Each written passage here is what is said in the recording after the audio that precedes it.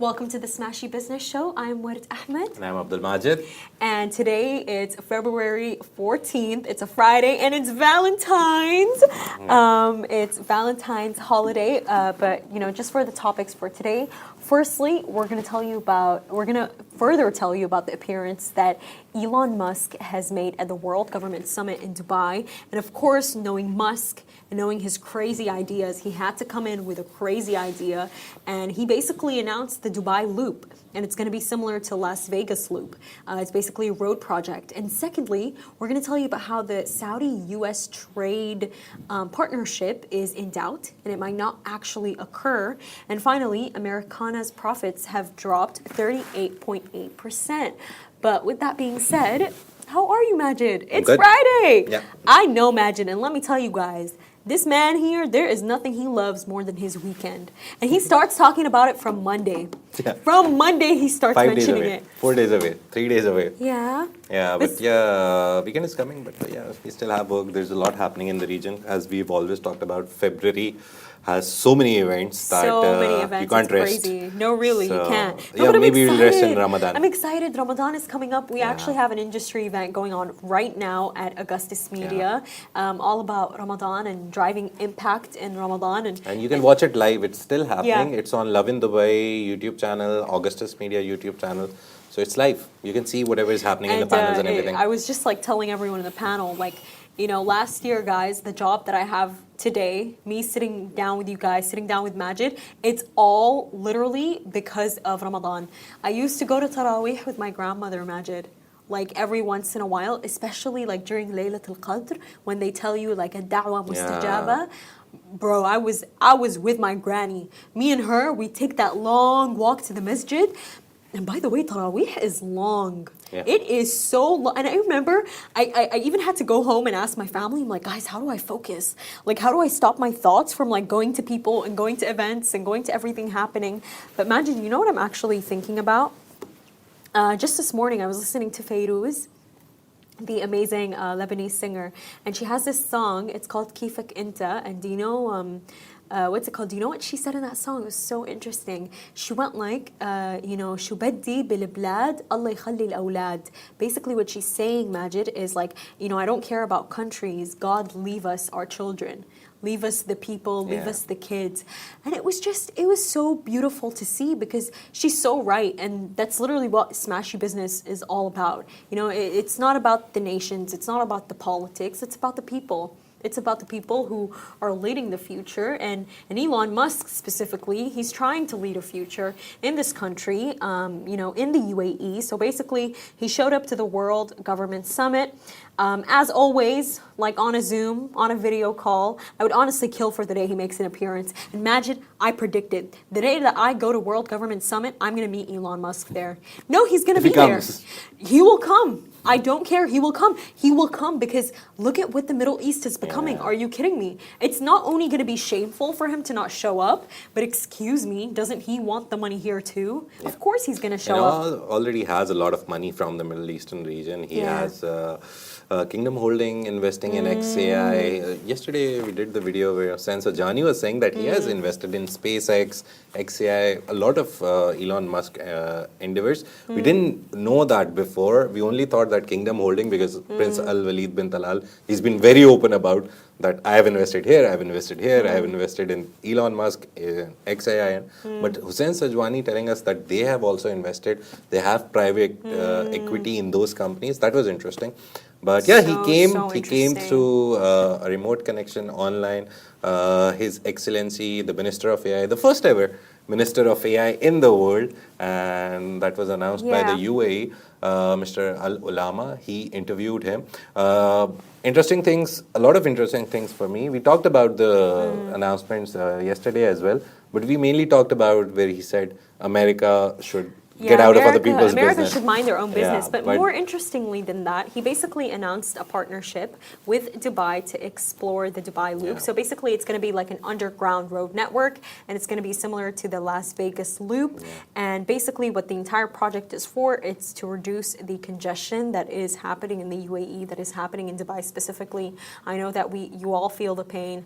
I feel the pain, man. Like somewhere that's meant to be 30 minutes away turns into 1 hour away, and it's just it's a tough one there. So I like how it's interesting how Elon Musk specifically is did you listen stepping to into the that talk, one. like some part of it? The Because talk? the I didn't interesting listen to all thing. of it. What about you, Majid? I'm sure you did. I listened to course you all did. of it. But the main thing was Musk, the idea of this Dubai Loop.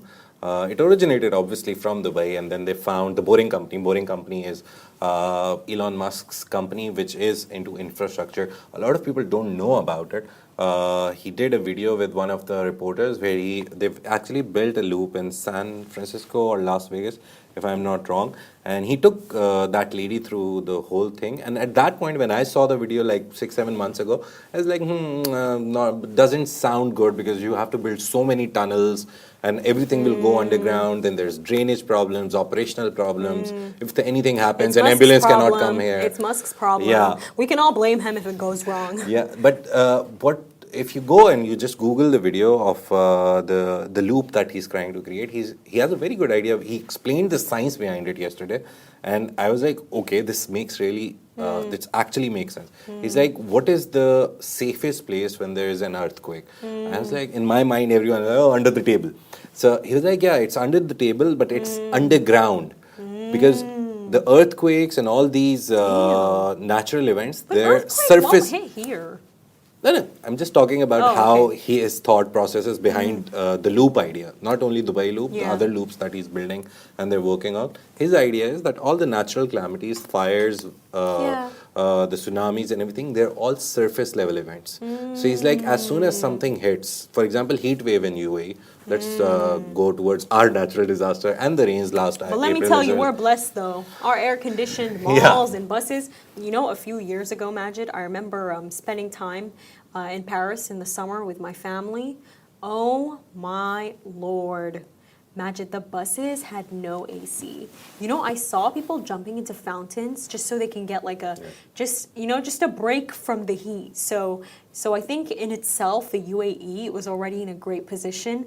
I think Elon coming in, by the way, I don't think it adds to the benefit. I just think it's Elon trying to place himself in the story of a great nation that's being built, and it's only going to be better. And the great it's already a great nation, and I think that he wants to be a part of this story. And that's Elon, by the way. He always wants to be a part of history. He's mad at Sam Altman because Sam Altman, after he left in 2015, he managed to build something great like ChatGPT. Yeah. And we know Musk now. He feels FOMO. He's like, damn, like Altman did that with ChatGPT and I left. And he I also need to talked get a piece about of that that in his talk. And now we're seeing... No way. What did he say? Yeah, he was asked about the whole controversy that's going around that you offered 97.8 billion, and why are you after like Sam Altman and ChatGPT and OpenAI as a whole? And he said it's very simple. When I started it with Sam Altman, my idea was open source and non-profit. So it'll be for the betterment of people, one, and open source so every developer can get the source code and develop something of their own. He's like, they started with that. ChatGPT obviously started with that. And even right now, if you're a programmer, very basic programmer even, you can create your own ChatGPT version. They're called GPTs. So you can create Writer GPT, Search GPT. You can create a GPT out of ChatGPT's functionality. But his problem with OpenAI is, what he said, is that they are going for a for-profit structure. They're removing the non-profit part. And secondly, they want to make a lot of money out of it, and they're making it closed source. So he said that the ideology that I started with Sam Altman, free for everyone and free to code, he's removing all of that. He just wants to make money out of it. That is why I have a problem with it. And he also said that is why I created XAI, because I thought that this guy is not doing the job that I invested. He said he invested $50 million. The initial money came from Elon Musk, $50 million. So he's like He invested $50 million million dollars into into OpenAI. OpenAI. Wow, and then you So have DeepSeek, Chinese 6 DeepSeek, and million. they only use $6 million to, No, but to be create honest, it. to be fair with OpenAI, like 2015 he left. They started way like 2-3 years Yeah. ago. At that point, computing power was not that great. So you would need more infrastructure, more machines to buy. Now the chips are getting better. So Yeah. technology advancing Yeah. means that the No, cost reduces. that's a really Even good if you point, ask Majid. Kirby, our production head, and Ujjwal, these guys know all the machines that we have behind the scenes that help Yeah. us go live and everything. These machines, like 10 years ago, if you wanted to build this machine, it would cost you a fortune. Not even just 10 years ago, like 1 year ago, 2 years ago. No, no, not. Technology is changing Yeah. so much every single year. And when I say 1 year ago, 2 years ago, Majid, I mean like it could be literally the slightest update Yeah. that will upgrade absolutely everything for you. But But anyways, recently, I guess Ujjwal can tell us clearly, he built a machine for us for the production room, and it costed him around 17,000 dirhams. In my time, like at least 20 years ago, oh, 10,000 dirhams, right? He's saying 10,000 dirhams. His point is, so 10,000 dirhams, like 10 years ago, won't even get me a good power source for my PC, right? Right, Ujjwal? Not even a power core, because with heavier machines, you need cooling, you need everything. So it would cost 20, it would be double. So technology, yeah, advancing has made things easier for DeepSeek as well. DeepSeek, obviously, Sam Altman thinks that they stole their data and trained DeepSeek over it. So I think let's see if DeepSeek can match what OpenAI is trying to do. Yeah. let's see. And anyways, for our next topic for today, we're going to tell you about Saudi Arabia and the U.S.'s trade agreement.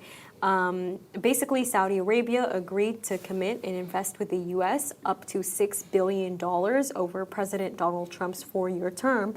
But the interesting part of the story here is that former IMF official Tim Callan actually said that this target is very optimistic and unlikely to be achieved. And Majid explained it in a really good way. Can you explain it to them, Majid? It's very simple. He said if you divide 600 by 4 Yeah. years, it's $150 billion per year, and there is not enough trade that is already happening with the US. So they'll have to like go above and beyond to reach 150 billion per year. That's the first problem. Secondly, he pointed out a number, 92 billion, which was the number of trade that they did in the last 2 or 3 years. So he said if you're already doing 92 billion over 2-3 years period, or over the last term of Biden, that means you will have to be like astronomically increasing the investment. So that's the problem that he finds out. He was interviewed by EGBI. We do source a lot of stories from EGBI. They do good. So you should always say good things about your competition if they're doing good. But this is one of the interviews that they did. And what I see is that they're very right. Tim Callan is also very right that it's impossible to achieve those numbers. And this, keep in mind, this is not only oil trade. Oil trade by US recently, like 3 or 4 years ago, this covered so much oil that now they're one of the biggest producers and distributors of oil throughout the world. So even if Saudi wants to sell their oil to the US, they can't, because US already has their own oil now.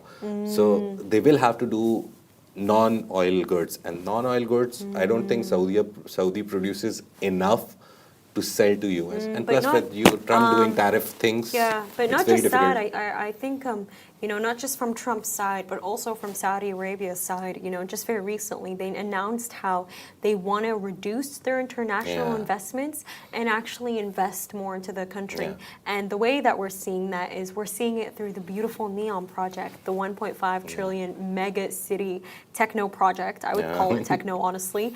Just very recently, they invested $5 billion to build an AI data center in that NEOM project. So I think, to be honest with you, the direction that Saudi Arabia is going in it's so beautiful. And honestly, Majid, I feel really bad for the people who don't speak Arabic at this time. Because you know why? Saudi Arabia is becoming the most powerful nation in the world. Yeah. They are becoming the most powerful nation in the world. And they truly do have a lot of money. And we saw it with how when Trump became president, he was like, okay, King Salman, if you want me to make the first foreign visit to Saudi Arabia again, you know, you have to give me $450 billion. So King Salman hops on a call with him and he's like, no, I'll give you $650 billion. But, you know, knowing the kind of, you know, businessman that Trump is, he's always going to ask for more. He's going to top it. And he asked for $1 trillion at the Davos, Switzerland conference. Yeah. So, you know what this kind of reminds me of? Al-Walid bin Talal, you know, he went on this, Prince Al-Walid bin Talal from Saudi Arabia, the, you know, founder of Kingdom Holding Company, which owns the NBC. He has a very, like, he has a crazy empire. You know, he was saying, he was like, there is this marriage. يعني في زواج بين ترامب Elon Musk. Yeah. But I think, you know, the way that I think about it, Majid, is that, you know, perhaps there's a marriage between Musk and Donald Trump, as Al-Walid bin Talal said. But if you think about it, there's almost this a'ila, there is this family between Trump and the Middle East. Seriously, he's like, it's like if you have one sibling and each one of them is like in a different country. The relationships that Trump has with the Middle East and the reasons why he's making them, it's because of the fact that Saudi, it's becoming so powerful. And by the way, I'm deeping it every single day. And this is something that I discovered, like 70% of Saudis only speak Arabic. And it's like, if you want to break through with these people, you need to know Arabic. So it's going to be really interesting to see, Majid, the shift that's going to happen in the next decade. Because what happened? Everyone wanted to go to Europe, right? And, you know, everyone wanted to go to America. So what did everyone do? We all learned English. Give IELTS, give TOEFL, all exactly. these tests. And we all learned English. I mean, look at my accent. Look at the way that I sound.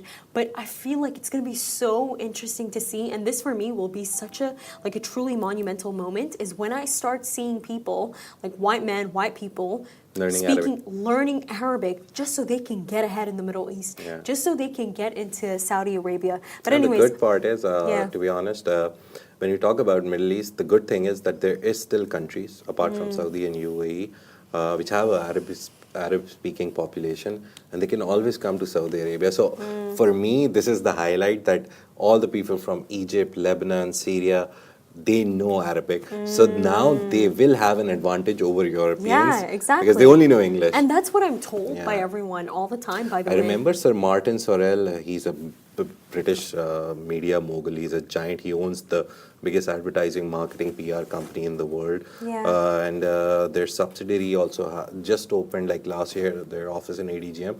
Completely forgot the name. It'll come back to me. But Sir Martin Sorrell was at an event in Saudi, and I put that in the newsletter as well. He has a very interesting quote. He said, learn Chinese, learn Arabic, and learn Spanish, and just go with the flow. You'll make money in the next 5 years. So it's just the idea of these three languages. Spanish, I don't know why he said Spanish. I don't have zero idea. Some people say that. He just added it, I guess. No, you know, there are some people that say that if you know Arabic, it's going to be really easy for you to learn Spanish. And they say that certain words, like they have Arabic in them. But you know, like Majid, like more so than that, I think what's going to be really beautiful to see is the Arabization that's going to occur of everyone trying to accommodate for us. Instead of us, the Arabs, constantly, you know, accommodating for the white world, constantly accommodating for them.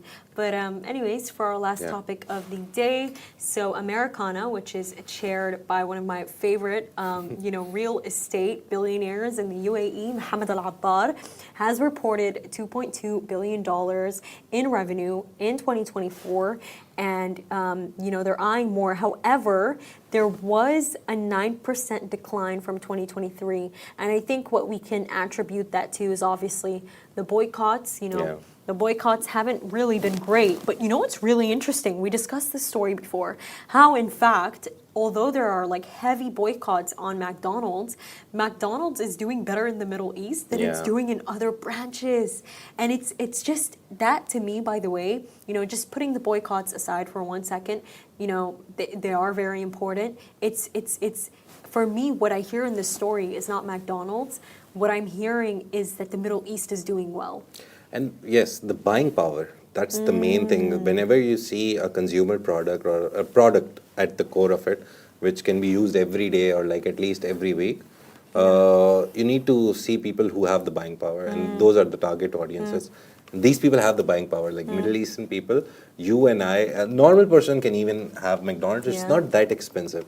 And also McDonald's, very smartly, they came up with value meals. So their numbers were very down. They saw like I remember, if I remember correctly, the last 2 quarters of last year, Q3 and Q4, the combined loss was 1.5% across the globe, including Yeah. Middle East, US, everything. But the interesting part was that they came up with value meals, $5 deals, $10 deals. So the same thing that you bought for $20, $25, they brought it down to $10. So that means they cut their profit, but they wanted to do more sales. Again, boycotts affected them. It's very true. A lot of Muslim countries, Malaysia, Indonesia, you can name them like 4 or 5 of them. And by the way, They have completely boycotted the it. effect is there. Yeah. You know why? Like, for example, I used to go to McDonald's so much. Even though, like, I do go to McDonald's now, Majid, not as frequently as I used to. Because of the fact there was a time where I just completely boycotted.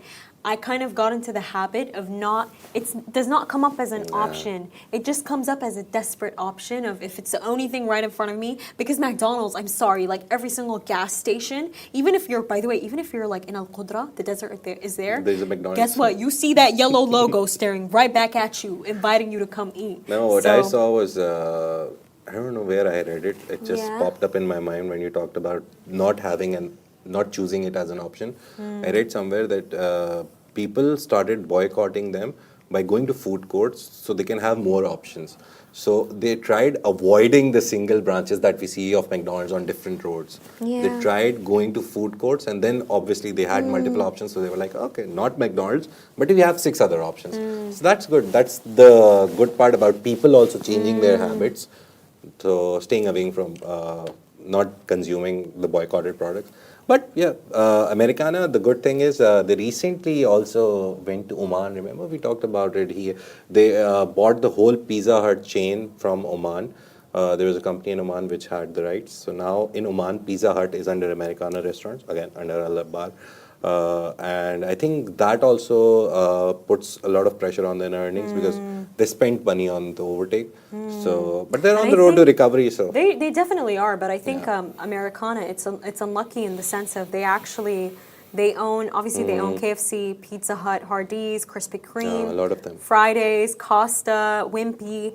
Baskin Robbins. I think, over here when I'm taking a look at this list, I don't think KFC is affected. Are you kidding me? Everyone loves KFC. They're obsessed. But I think the ones that probably caused that revenue drop, I would assume, are like Pete's Coffee, Fridays. Are you noticing, Majid? Every single time you see a Fridays shop, bro, it's not filled anymore. Yeah. People don't go to Fridays that much anymore. It's expensive. Well, that's what I have realized. And the food is not that good, by the way. Yeah, it's average food. It's not right. like great. They have a good menu. I've been there twice or thrice.